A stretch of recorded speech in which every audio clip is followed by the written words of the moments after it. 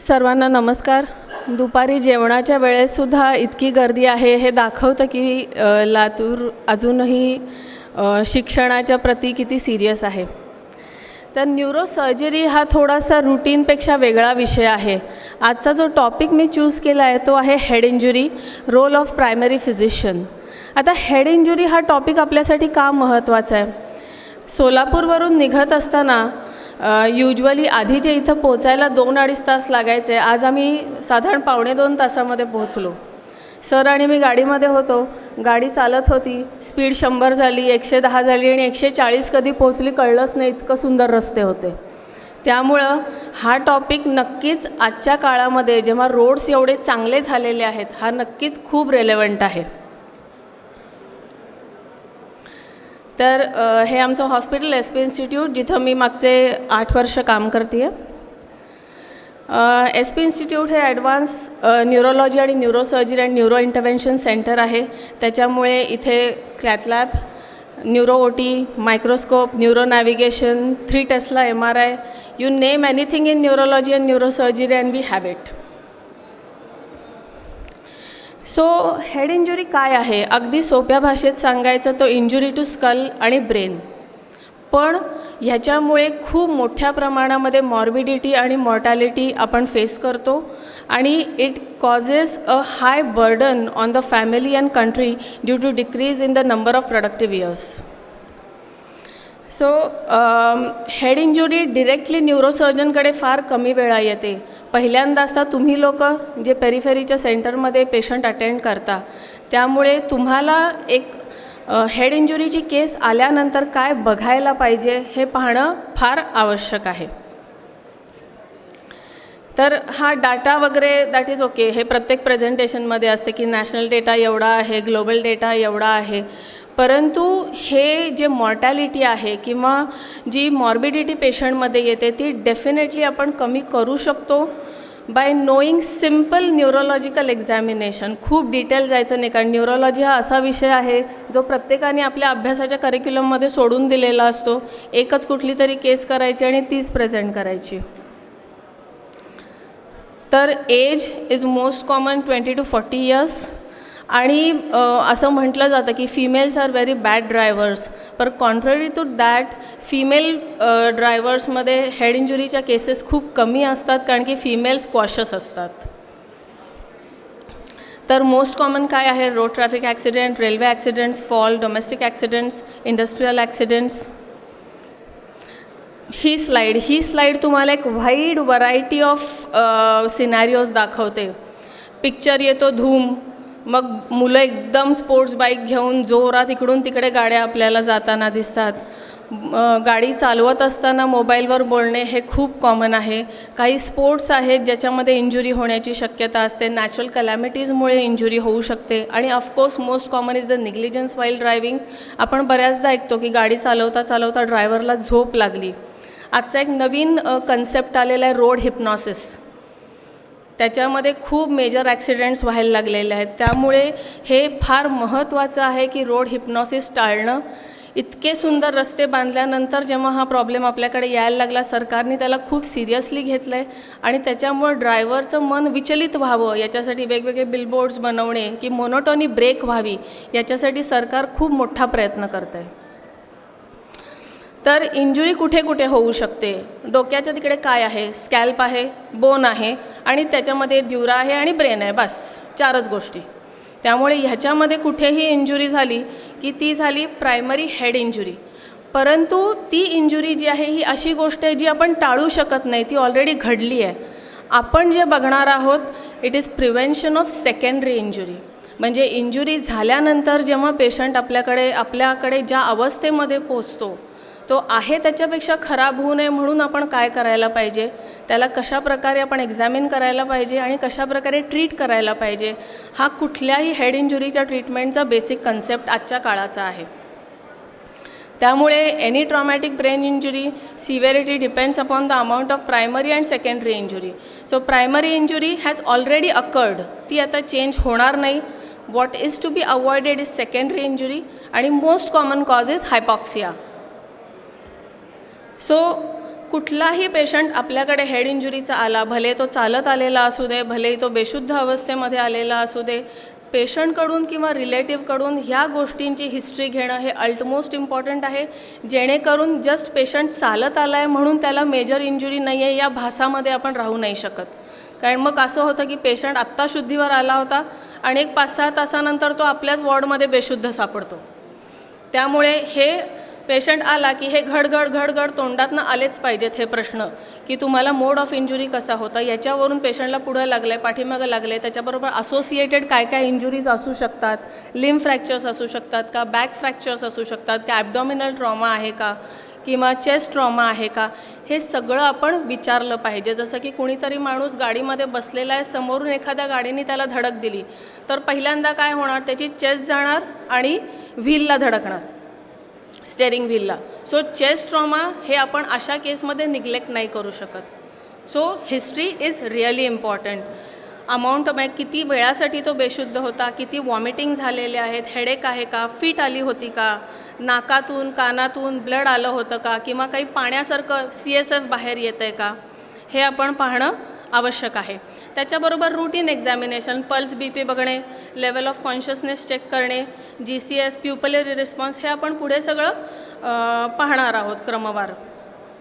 आता ह्याच्यामध्ये Glasgow comma scale ही प्रत्येकाला जो डॉक्टर हेड इंजुरी ट्रीट करतो किंवा अटेंड करतो त्याला ग्लासगो कोमा स्केल माहितीच असली पाहिजे. कारण की बरीचशी लाईन ऑफ मॅनेजमेंट ही ग्लासगो कोमा स्केलवर अवलंबून असते. खूप सोपी स्केल आहे. त्याच्यामध्ये पेशंटचा आय ओपनिंग, वर्बल रिस्पॉन्सेस आणि मोटर रिस्पॉन्स, बेस्ट रिस्पॉन्सचा स्कोर आपल्याला बघावा लागतो. Maximum score is 15 and minimum score is 3. If the score is less than 9 by any combination, तर अशा पेशंटला इमर्जन्सी अटेन्शन लागलं तर इंट्युबेशन इज वॉरंटेड. त्यामुळे हा पेशंट खराब होणार आहे हे आपल्या बॅक ऑफ द माइंड असणं फार आवश्यक आहे. त्याच्यानंतर हे पिक्टोरियल प्रेझेंटेशन आहे ग्लासगो कोमा स्केलचं. आणि दुसरं आहे की सिम्पल फ्रॅक्चर्स, जे स्कलबेसचे फ्रॅक्चर्स आहेत जे आपल्याला डोळ्यांनी दिसत नाहीत पण नेचर आपल्याला त्याची हिंट देतं, ते आहे की रकून्स आहे, म्हणजे डोळ्याभोवती काळं दिसणं, it is a sign of frontal skull base fracture. किंवा टेम्पोरल बोनला जर फ्रॅक्चर असेल तर कानाच्या पाठीमागे तुम्हाला डिस्कलरेशन दिसतं.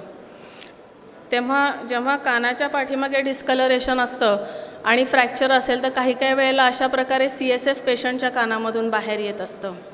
किंवा ह्या पेशंटला फ्रंटल फ्रॅक्चर होतं तर अशा प्रकारे नाकामधून त्याचं CSF बाहेर येत असतं. आता ह्या गोष्टी इतक्या सिम्पल आहेत पण लोकांना त्याचं महत्त्व समजणार नाही अनलेस तुम्ही त्यांना समोरून विचाराल की फक्त रक्त आलं होतं का काही पाणीसुद्धा येतं आहे. हा जोपर्यंत प्रश्न विचारणार नाही तोपर्यंत काय समजतील, नाही ही फक्त सर्दी आहे, पण ही सर्दी नाही आहे. आणि एनी CSF लीक आपण अत्यंत लक्ष दिलंच पाहिजे, कारण ज्या मार्गामधून पाणी बाहेर येते त्याच मार्गातून उलटे जंतू मेंदूमध्ये जाणार आहेत आणि पेशंटला नंतर मेनिंजायटिस होणार आहे. दुसरं प्युपिल्स. आमच्या हॉस्पिटलमध्ये नियम आहेत, काही इथं मला स्टुडंट्स दिसत आहेत जे आमच्याकडे आहेत, तर टॉर्च हा प्रत्येकाकडे असलाच पाहिजे. प्युपिल्स तुम्हाला बघता आलेच पाहिजेत, कारण eye is suppose to be a window for the brain.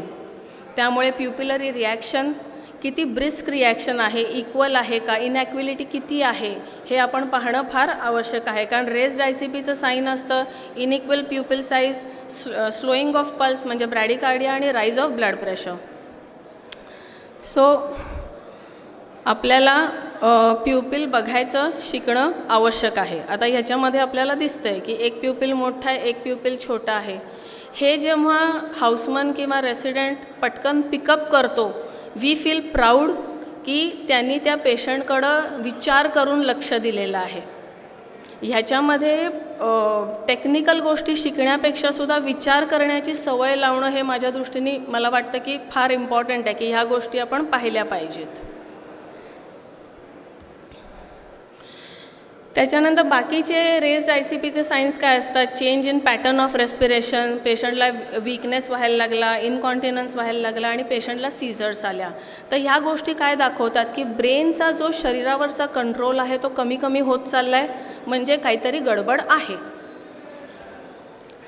तर काही सिम्पल टाईप्स ऑफ जे ग्रॉस टाईप्स आहेत हिमॅटोमाचे ते आपण बघूया. एक्स्ट्राड्युरल हिमॅटोमा स्कॅन्समध्ये पाहिले असतील की it is a collection between the dura and the skull.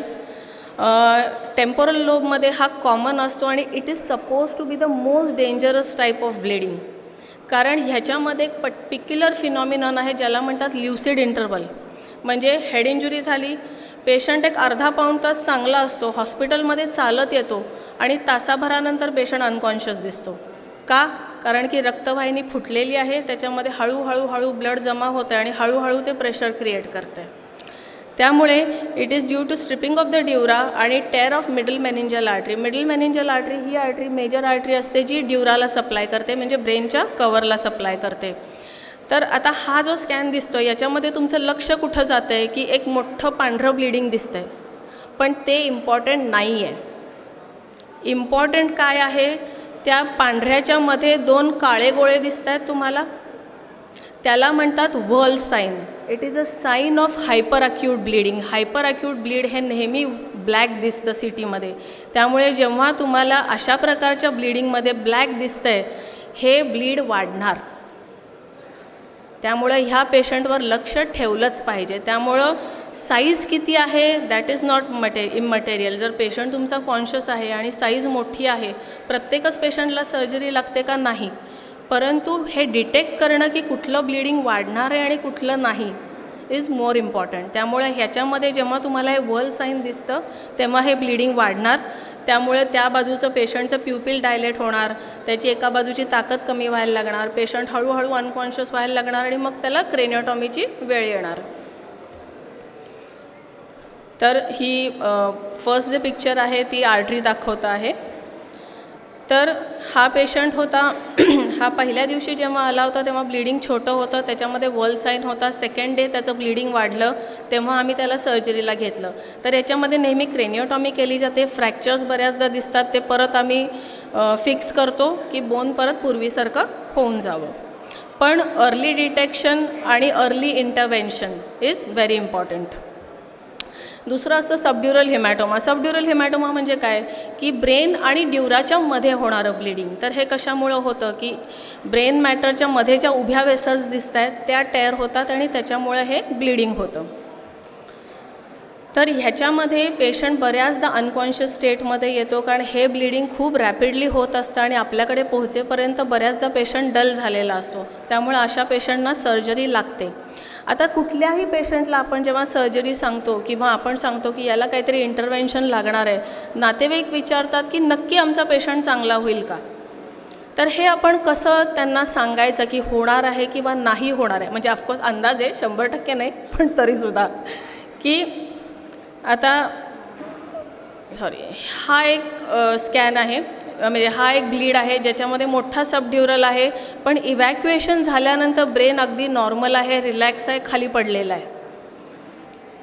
दुसरा सेम अमाऊंट ऑफ हिमॅटोमा, पण ब्रेन फुललेला आहे आणि मोठं कंट्युजन आहे.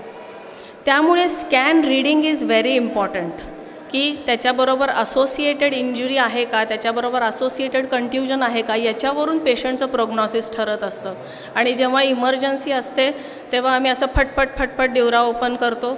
ब्लिडिंग आधी काढणे, ड्युरा ओपन करणे, जेणेकरून ब्रेनला एक्सपांड होण्यासाठी वेळ मिळावा, जागा मिळावी, हा त्याचा पहिला उद्देश असतो. ते थोडं व्हिडिओची क्वालिटी आय एम सॉरी, कारण ते असिस्टंट असा मधून घेत होता व्हिडिओ.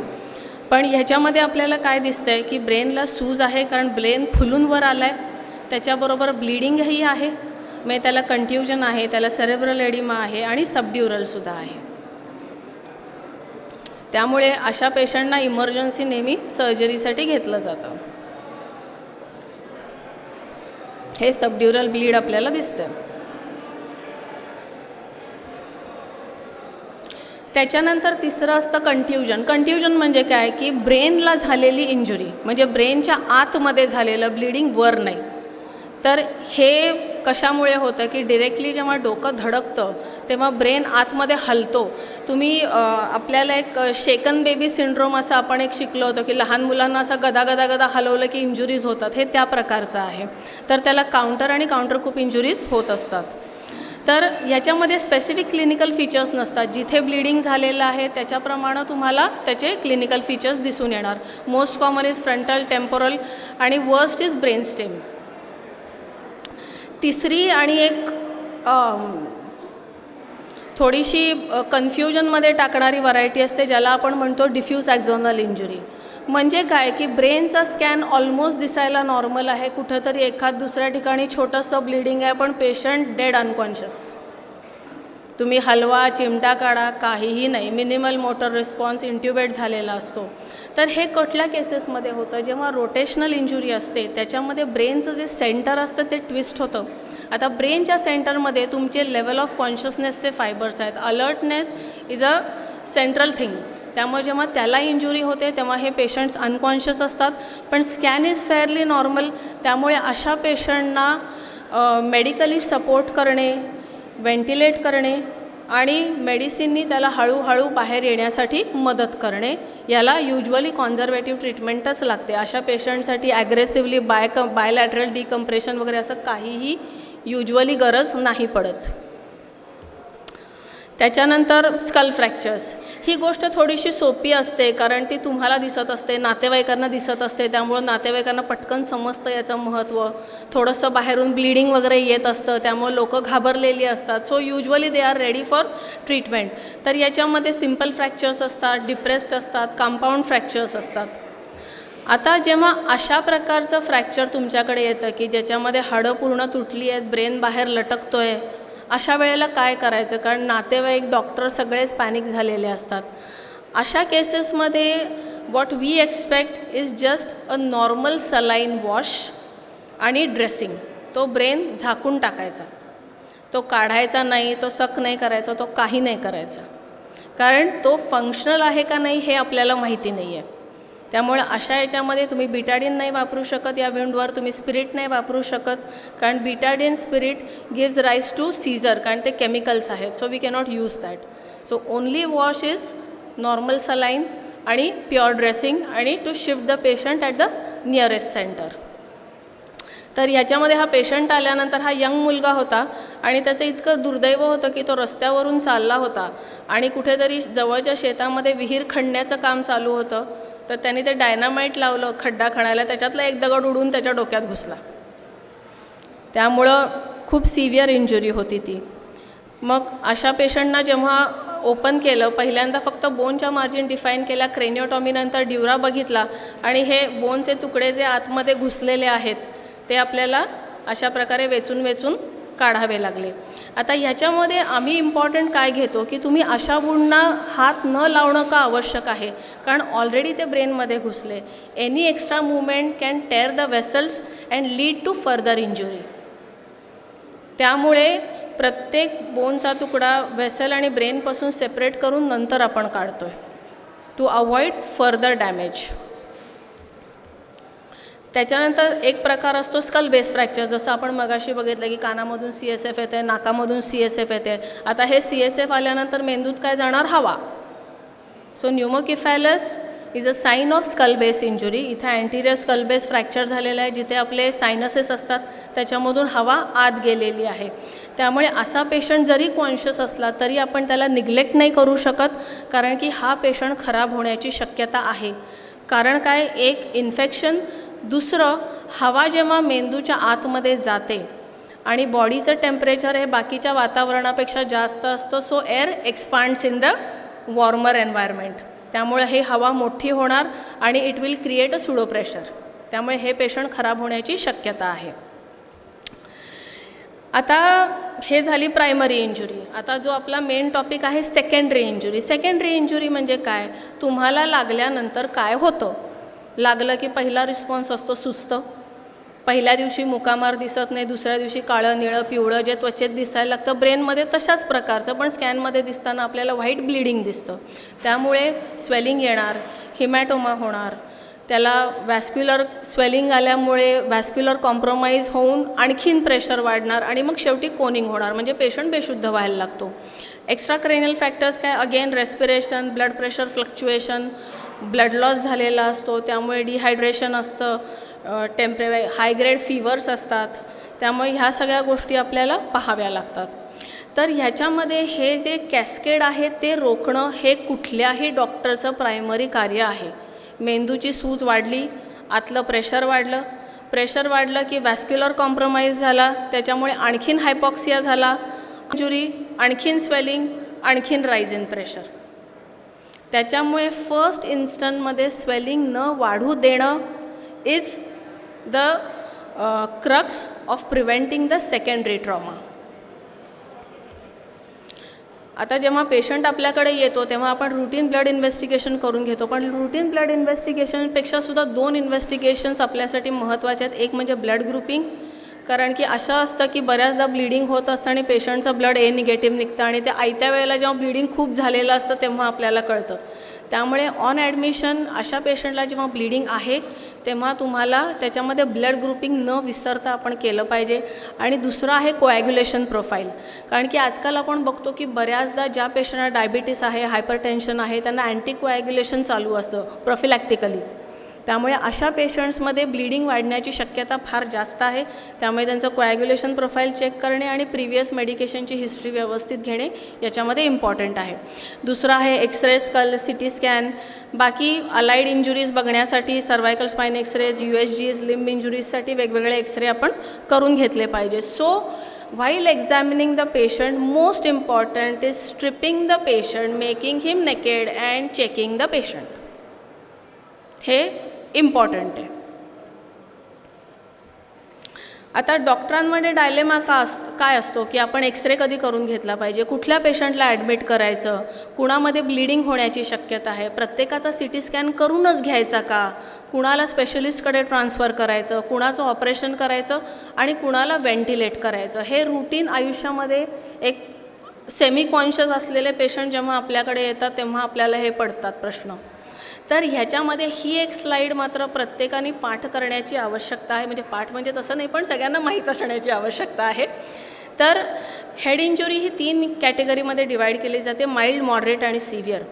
तर याचं बेसिस आहे ग्लासगो कोमा स्केल. त्यामुळे ग्लासगो कोमा स्केल प्रत्येकाला माहीत असणं आवश्यक आहे. सो वेन GCS इज 15 आणि लॉस ऑफ कॉन्शियसनेस म्हणजे ॲक्सिडेंट झाल्यानंतर तुम्ही जी हिस्ट्री घेतली की 5 मिनटं बेशुद्ध होता, तर loss of consciousness less than 30 minute it is considered as mild head injury.